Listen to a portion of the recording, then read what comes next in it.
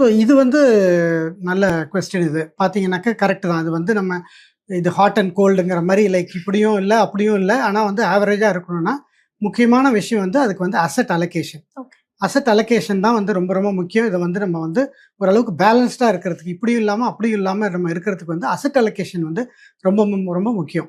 நம்ம அந்த கோல்ஸ்க்கு தகுந்த மாரி அந்த அசெட் அலோகேஷன வந்து சீரா வந்து நம்ம வந்து இப்போ வந்து கொஞ்சம் கோல்டு, கொஞ்சம் ரியல் எஸ்டேட்டு, கொஞ்சம் வந்து டெட்டு, கொஞ்சம் வந்து ஈக்விட்டி பேஸ்டு ஃபண்ட்ஸு, இந்த மாரி வந்து இன்டர்நேஷனல் ஈக்விட்டி இந்த மாரி ஒரு மிக்ஸ்டா வச்சிருந்தோம்னா, அந்தந்த கோல்ஸ்க்கு தகுந்த மாரியும் நம்ம வந்து வச்சுக்கணும். வச்சுக்கிட்டோம்னாக்க நமக்கு வந்து ஒரு ஆவரேஜா நம்மளால வந்து ஏதாவது ஒரு ஏற்ற இறக்கம் இருக்கும்போது, இப்ப சில சமயம் வந்து பங்கு மார்க்கெட் சந்தை வந்து கம்மியாகும்போது, கோல்டு வந்து ஏறும். ஸோ அது ஹெட்ஜிங் மாரி இருக்கும்.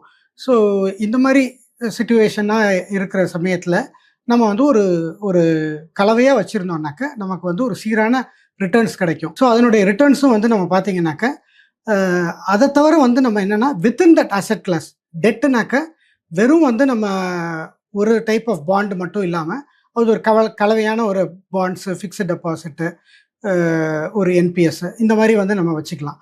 அதே மாரி ஈக்விட்டிலயும் வந்து ஒரு லார்ஜ் கேப், ஃப்ளெக்ஸி கேப், ஒரு மிட் கேப், ஸ்மால் கேப் அந்த மாரி ஒரு டைவர்சிஃபைடா வைக்கணும். International equity.